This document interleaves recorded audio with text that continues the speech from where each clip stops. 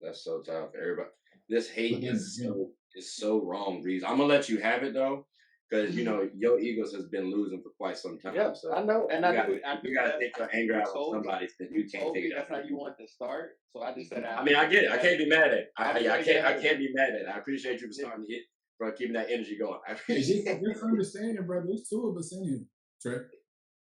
No, I still no, because matter of fact, I actually watched one of the episodes we did, and like I still remember the joke. I had to go back at you and everything too.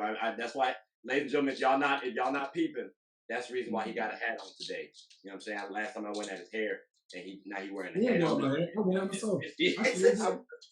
And I love it.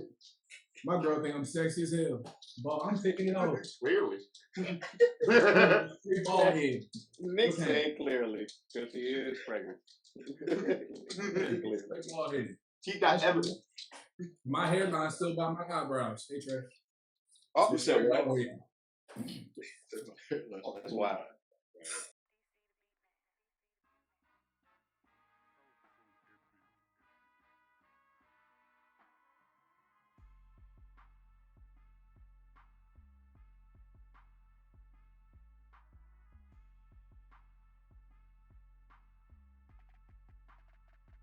What's up, everybody? It's your favorite show, Get a Bucket. I'm your host, Trey, and as usual, hope you're all having a wonderful, wonderful day. And as y'all can see, look, we got a couple fellas on the screen. We're going to do this in order, though, because, every time I say, how y'all doing, fellas, nobody wants to just take the ball and roll with it, so I got started off proper. Reese, how's everything doing with you, man?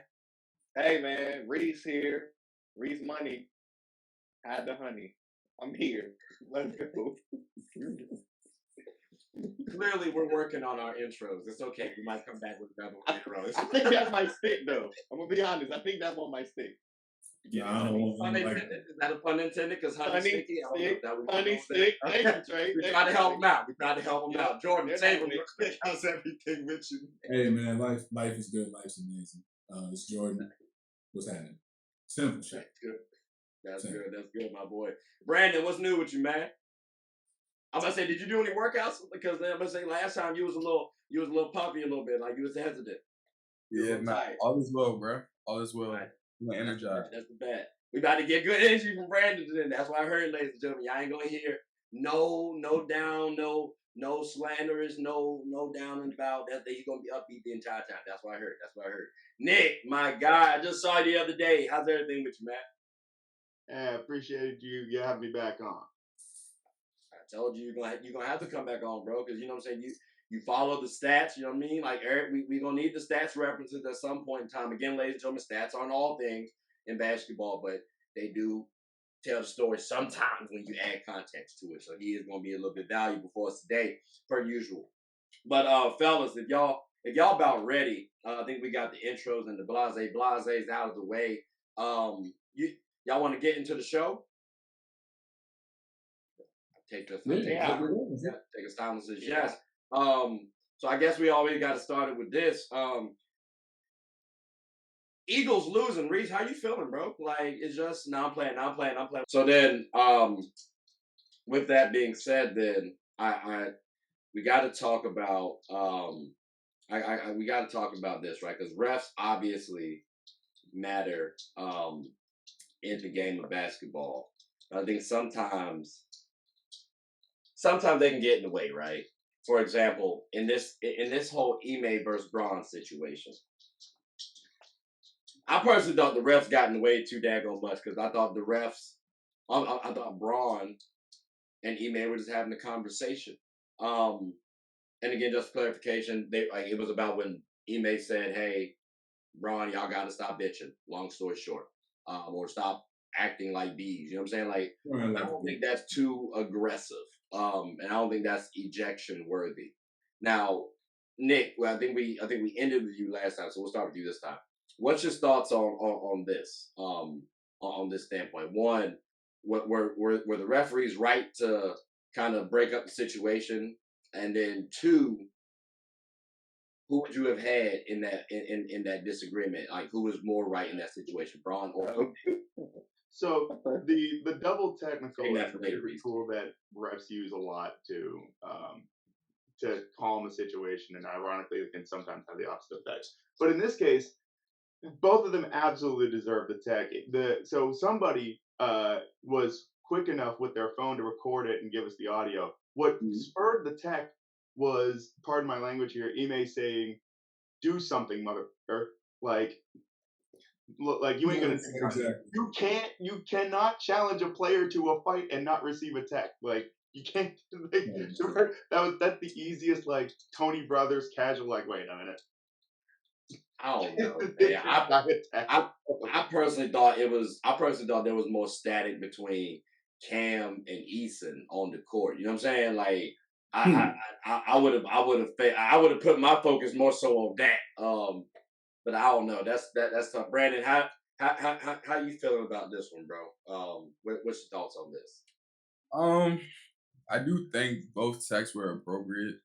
It was obvious that LeBron was feeling offended, so I feel like the ref came in at the right time. Even though I personally, if I was a ref, I wouldn't have called it tech, but I do think in that situation, just considering Bron's feelings, the situation, preventing it from going any further than what it was, I think the tech was appropriate. So, I mean, you can't, taunt a player like that and indirectly call him the B word. You know what I mean? Multiple times at that. So, And yeah. I do hear that part too. Like in terms of the refs stopping it before anything escalated, right? Like we thought of Mouse in the Palace, stuff like that. I don't think it would have gotten that egregious, obviously, but that's you want to prevent something like that. So I get that standpoint. Again, I don't think them brothers were gonna do anything on the court. On the sideline during the game, that's gonna be a little tough. But you said it was appropriate though. So I mean, I hear you from that standpoint as well. Reese, do you differ from these fellas here, or What happened to the old fashioned? You go back to your bench and you go back to your bench. Let's just diffuse. I mean, it's a coach. It's for one thing. It's LeBron James. We all know LeBron is not gonna fight a coach. Period. He's the face of the league. He said they. I mean, we're talking about two guys who also played with each other. So there's the competitive edge in that sense as well. But it's like, Bron, go to your bench. Ime, you're already at your bench, so sit your ass down. And like you said, can we focus on the players that are also at each other's neck right now on the court? I don't know. I just think it won't. I mean, I just look at two old heads like going at each other. I'm like, Braun is the same. I mean, you know what I mean? Like, Ime's a young coach, right? But he's also yeah, like the same age as Braun. So it's like it's just yeah, two grown right. men kind of just like mature men, knowing that there's a time and place for everything, and like we're really not about to do this here. Like we're really not about to do this here. Yeah, and that's the thing too. I think if this was all right, so throw Isaiah Stewart instead of Braun. All right, maybe you want to, hey, bro, like even still, actually, now that I think about it, go to your bench. Just you go to your bench. Ejecting Ime Udoka for what still?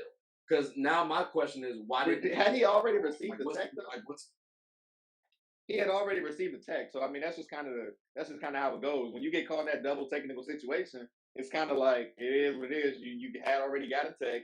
You right? shouldn't have did what you did, coach. I mean, Right, it's a warning. I hear that. yeah, I hear that too because of the double tech. But still, I'm like, I'm recognizing again just go back to your corners. This is the face of the league. This isn't something where I'm going to issue out an ejection. Like this is, I want to say an abuse of power. Like I don't know that I think the NBA definitely this is a finable offense to me personally. Jordan, what's your thoughts on this, bro? My thoughts are very similar to Reese, except the words right out of my mouth. Because it's funny, when Nick was talking about the audio, the quote was wrong. He said, "Why you walking over here like you gonna do something, motherfucker?" Which is not a threat. That's a question.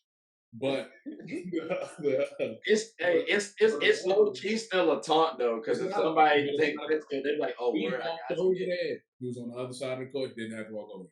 Secondly, in that audio, right? Nobody picked up words from the referee. The referee's just standing there with his whistle, watching these two men talk it out until he decides, you know what, that's enough. 2005, we've had audio of refs talking to AI, refs talking to whoever, right? And saying some colorful things, but some things to get them to disperse. Right. Like in a situation like that where we have a coach who already has a team, right? And it's him and Bron. Both these guys is 50-year-old men, right? Ain't nobody about to duke it out on national television, right? So you got two 50-year-old brothers over here having this conversation that maybe they shouldn't be having, but there's a respectable distance between them. The moment they start saying something that make you uncomfortable, hey, I need y'all to disperse or I'm calling. Especially knowing that the coach already has me. Like you just threw a man out over a colorful conversation, knowing damn well that there have been many a colorful conversation between coaches and players over the history of the game that ain't nobody been teed up or thrown out for. So in that situation, the ref needs to do his job, not blow a whistle, but instead of abusing his power through blowing the whistle, using his power to diffuse the situation. Ain't nobody being held back. They both standing there within their own facilities. Nobody swinging their hand. They just using some words. You go over here. You go over there. Let's move. Ref ain't say nothing. He just sat there and held his whistle until it was time for him to call tag. Which is the kind of call that decides a basketball game. That is true. There needs to be punishment for that publicly. He can publicly kick out a player, publicly tee up. That needs to be punished publicly. And that's why I said, too, I think that this should be a finable offense because, again, this could easily be reviewed and say, well, all right, Mr. Ref, why didn't you X, Y, and Z do X, Y, and Z? And if there's enough X, Y, and Zs that weren't done, I don't know, that should be public. Like, that's just me. Like, Nick, I do hear you because it puts more eyes on the referees and you want to take the eyes off the referees to a degree, but I do want to put a little spotlight on them. So if I make this one, like some calls need to be put on Front Street. And I think this should have been, because also it sets an example for other referees now and lets the players know, okay, well, this is the line in the sand. You can do this, but you can't do this. You know what I'm saying? Like, I think there should be a constant formula in place, if you will. And I don't like the direction we're going with the referees, like you guys were talking about earlier. We're kind of giving too much power to the referee. I wouldn't say it's taking away the entertaining aspect for me, but it can, though, from an NBA game, too. So, like, imagine crunch time. We got KD versus Braun, and one of them get ejected because the NBA ref don't like how one of them is talking to him right now. And it's a very passionate moment. Like, I'm going to be a little tight about that. So, yeah.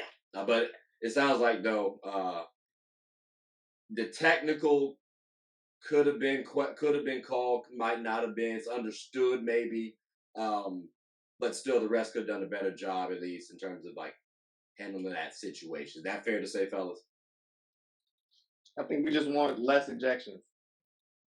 Less ejections for what seemingly to a like common viewer would seem petty.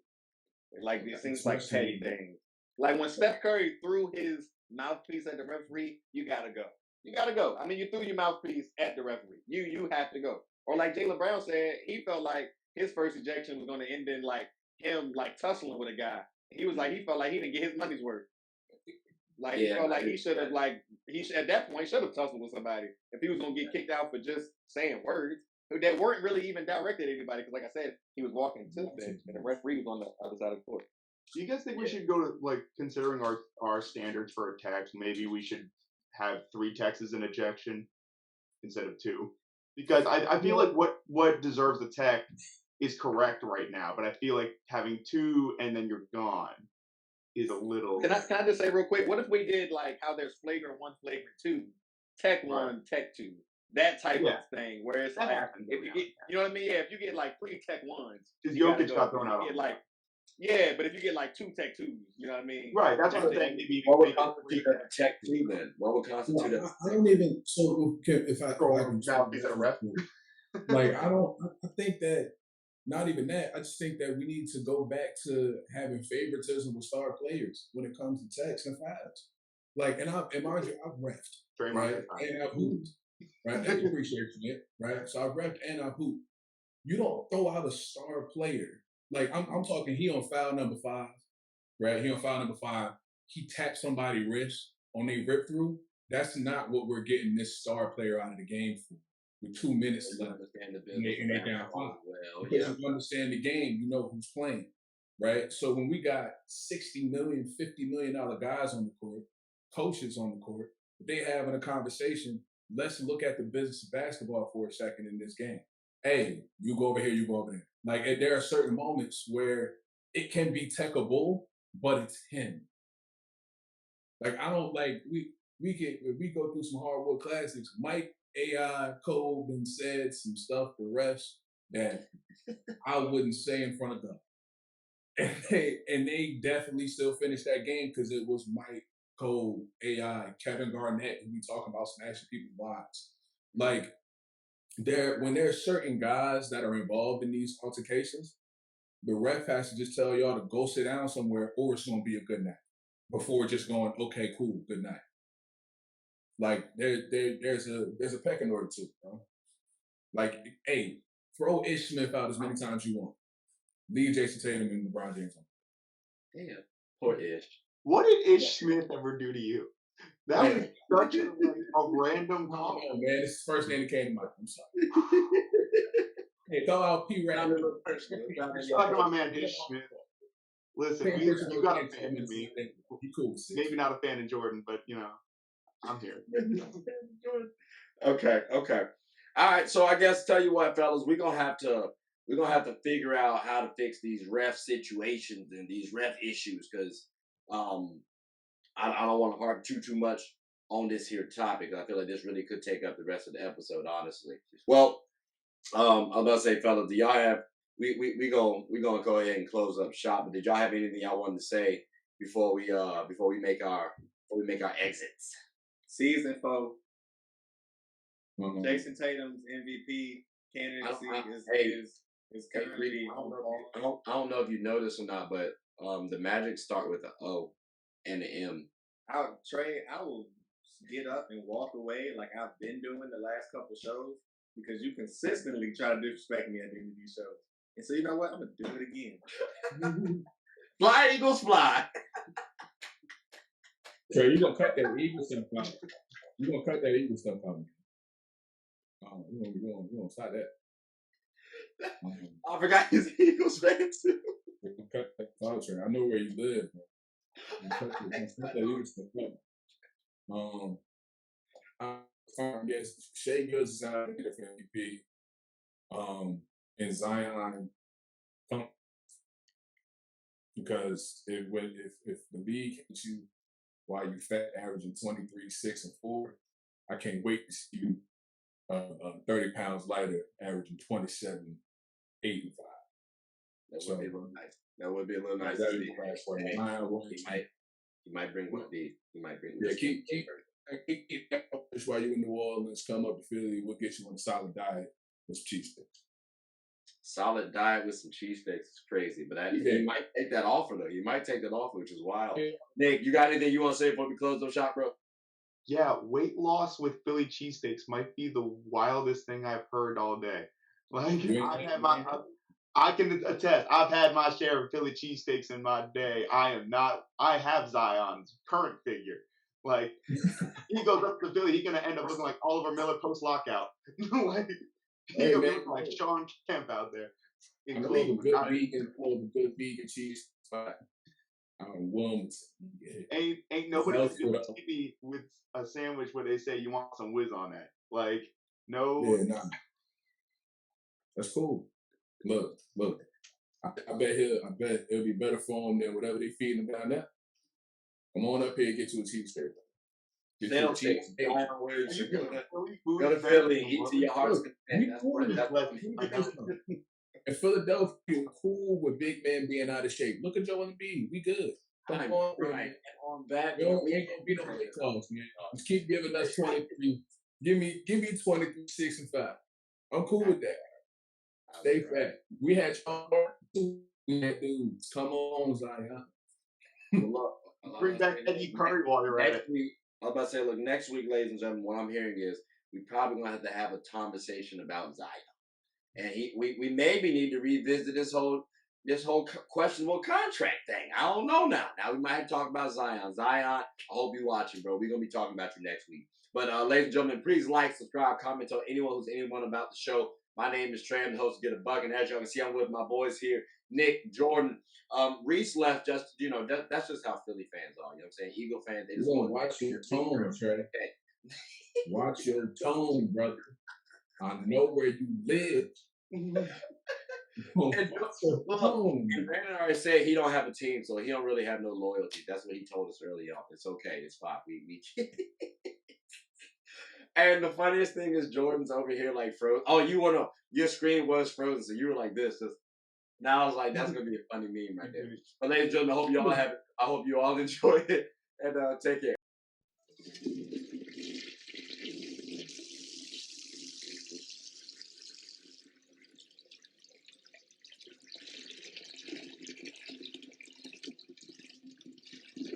Oh, I did not know you guys were still here. As you can see, we're at the back end of the show. No pun intended, but look, hope you all enjoyed it. And before you go, please subscribe to the YouTube channel, follow the IG account, share the content to anybody who's anybody. And most importantly, leave your thoughts and comments below. But I gotta go back and play Buddy in 2K, so let me unmute him real quick. Excuse me. Hey, boss, I'm back. Nah, you better catch this word. You know we get buckets.